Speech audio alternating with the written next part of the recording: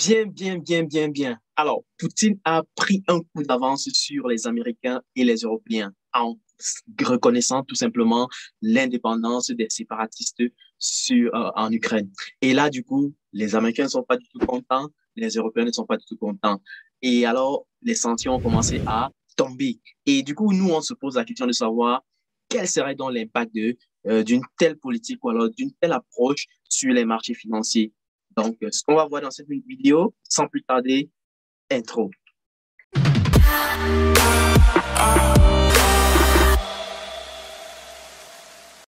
Avant toute chose, je voudrais donner la chance ici à chacun de vous de pouvoir gagner jusqu'à la somme de 100 dollars afin de pouvoir commencer à constituer son capital de trading crypto forex. Et pour cela, tu as trois choses à faire.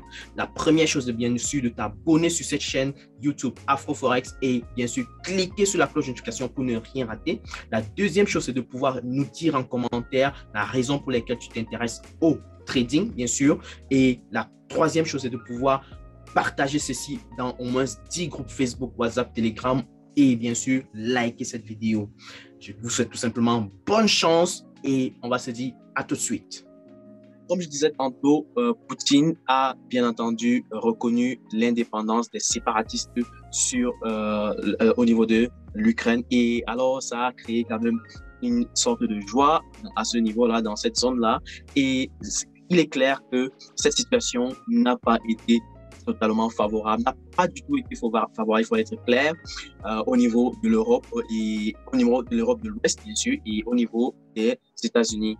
Et les sanctions ont commencé à tomber et bien entendu, on va essayer de voir les sanctions qui sont bien sûr tombées. Là, on a par exemple le ABC News qui a déclaré bien sûr qui a publié ceci hier, disant bien sûr que Poutine a reconnu l'indépendance des séparatistes au niveau de l'Ukraine et ça a créé bien sûr des tensions au niveau de l'Ouest, ça c'est clair.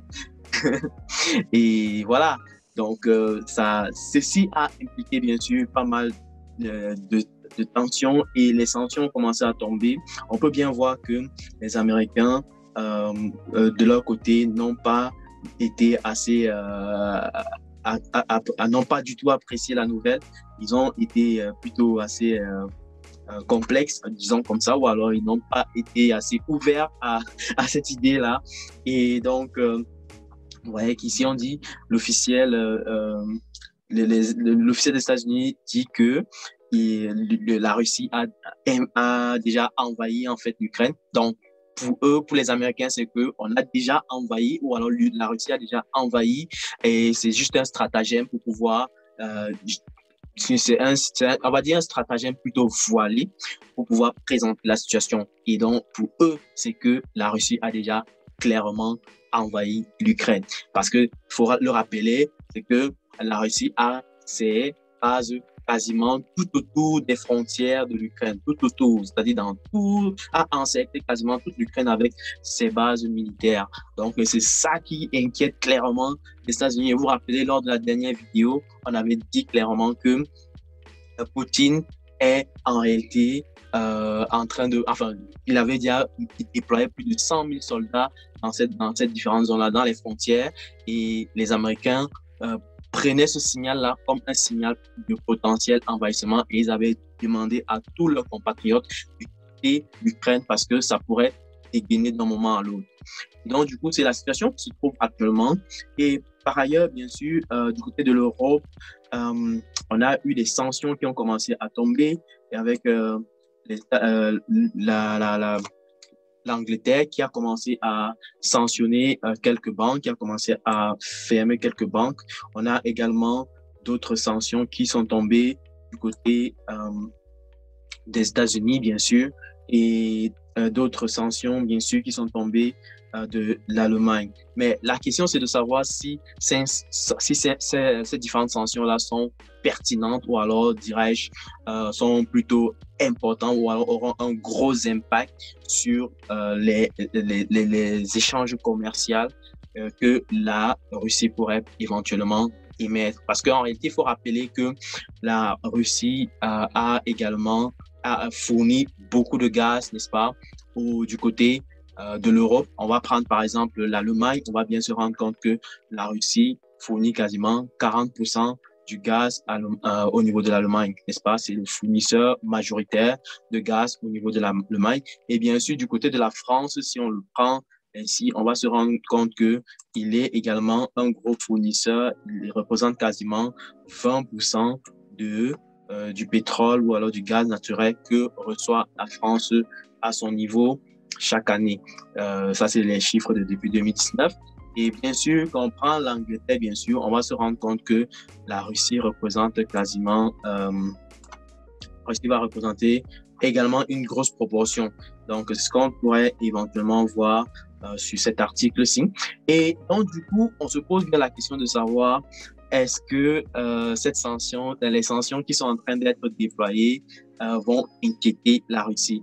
Alors, je ne pense pas que ça pourrait potentiellement inquiéter la Russie dans la mesure où la Russie a un allié qui est la Chine et ils essayent bien sûr avec la Chine de pouvoir renforcer on va dire leur collusion, alors leur coalition, pour pouvoir faire face bien sûr à la coalition qui a été formée du côté de l'Ouest.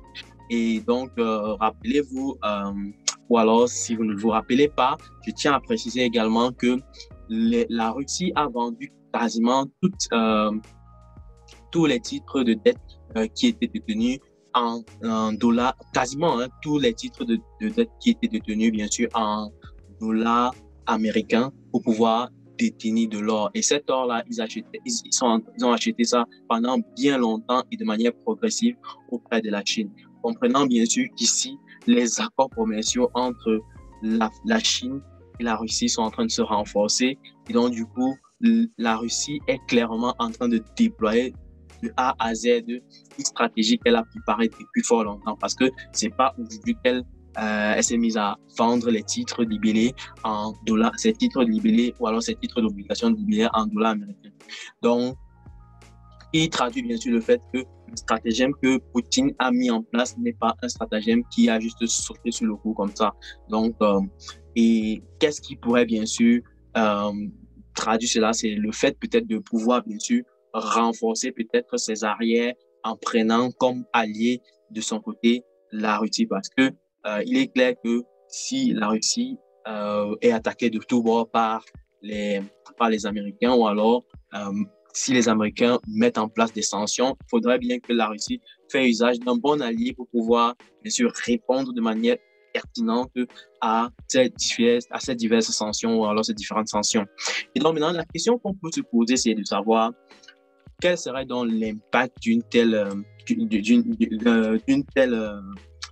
telles sanctions ou alors de cet événement-ci sur le marché boursier. Et donc, on va aller sur nos graphiques pour voir en quelque sorte cela. La première des choses, c'est qu'il faut savoir que le Brent va être affecté. Ça, je l'ai dit tantôt la dernière fois. Je l'ai dit tantôt que le Brent va forcément affecter. Et aujourd'hui, on a bien vu que le Brent a explosé clairement à la hausse. Je vais peut-être vous montrer ça rapidement. Le Brent a clairement explosé à la hausse. On peut voir ça quelque part ici, je pense que le UK Alt, voilà. On peut bien voir ça ici, que le Brent a pris de l'ascension pendant la journée d'hier déjà.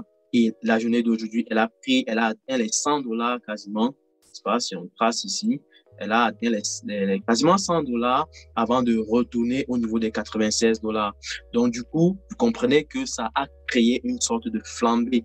Et c'est peut-être parce que les investisseurs n'étaient pas très contents que ça traverse les $100 que peut-être certaines personnes sur les marchés ont dû vendre leur position.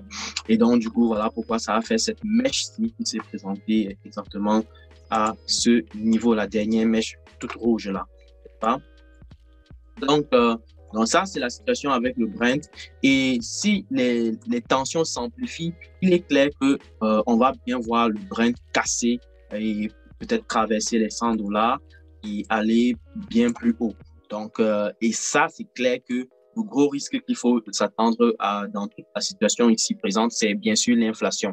Et naturellement, si on a plus d'inflation, ça va inquiéter beaucoup trop d'investisseurs parce que ça va se traduire par un contexte où on a bien sûr la croissance économique, on a bien sûr la compétitivité, on a bien sûr le chômage qui est à la baisse, mais on aura une inflation qui sera plutôt assez indigeste.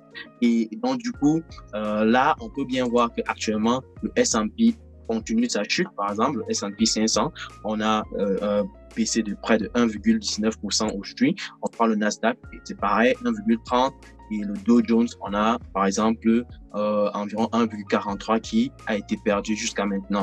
Le VIX est encore monté. Ça, c'est ce qu'on avait prétendu, bien sûr, depuis la journée d'hier lors de la revue des marchés.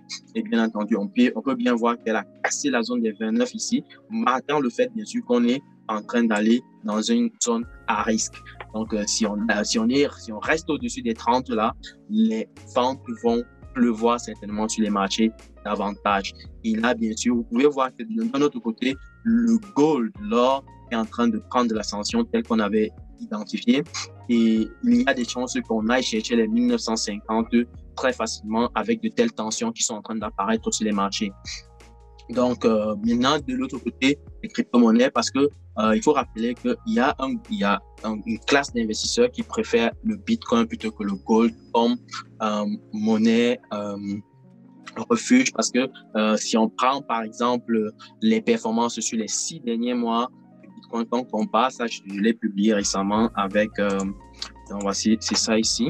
Je l'ai publié sur le Facebook. Si vous n'êtes pas sur Facebook, vous pouvez certainement aller regarder ça aussi sur Facebook. Donc, si on compare par exemple le Bitcoin à 6 grosses entreprises dans le secteur de la technologie, de manière générale, on va bien se rendre compte que ces entreprises qui sont dans le secteur de la technologie ont perdu en moyenne 50% sur les 6 derniers mois comparé au Bitcoin qui n'a perdu que 8%.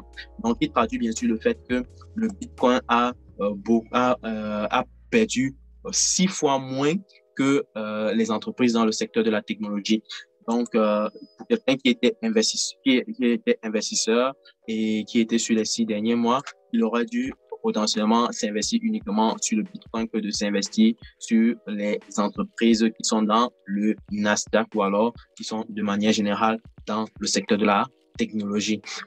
Donc, il porte bien sûr à soutenir le fait que il faut naturellement être assez prudent actuellement parce que si vous avez des titres ou alors si vous avez des actions, que ce soit si vous avez des investissements qui sont orientés beaucoup plus dans le secteur de la technologie, il faudra vraiment bien faire attention parce que ça risque de capoter très fort si jamais les taux reviennent à la hausse parce que plus l'inflation sera à la hausse, plus les estimations des taux d'intérêt vont déployer, les banques centrales vont être beaucoup plus élevées. Et bien sûr, actuellement, le Bitcoin reste bien sûr à la baisse de manière concrète et on est en voie à aller chercher les 33 000, voire les 30 000. Donc, moi, je pense que la cible maximale qu'on peut identifier ici, c'est les 30 000. Donc, avant de voir peut-être le retournement, je m'attendrai peut-être à cette zone-ci pour pouvoir placer un ordre potentiel d'achat ou de vente. Donc, voilà de manière globale un peu ce que je voulais présenter pour cette vidéo. J'espère que tu as aimé la vidéo. Déjà, si tu as aimé la vidéo, je t'invite bien sûr à liker la vidéo, n'est-ce pas, à partager la vidéo et surtout à nous dire en commentaire qu'est-ce que tu en penses de cette situation qui devient de plus en plus alarmante parce qu'il faut le dire quand même que s'il y a de telles tensions, ça pourrait forcément créer des conséquences assez dramatiques sur les marchés financiers en ce qui concerne l'augmentation de l'inflation et donc il faudrait avoir des stratégies plutôt défensives ou alors assez résilientes à l'inflation. Donc voilà. Je vous remercie déjà d'avoir regardé la vidéo. Je vous invite bien sûr à vous abonner à la chaîne YouTube AfroForex, à partager au maximum cette vidéo et surtout à nous dire en commentaire, selon vous, qu'est-ce qui pourrait potentiellement être la suite de cette situation géopolitique qui me semble plutôt assez intéressante et plutôt assez importante pour les marchés financiers. Donc voilà. Je vous dis tout simplement merci. Téléchargez également le livret gratuit qui se retrouve en description de la vidéo, qui vous permettra de pouvoir avoir les bases sur le trading. Donc, on se retrouve tout simplement dans une prochaine vidéo et je vous dis tout simplement à très bientôt. Ciao.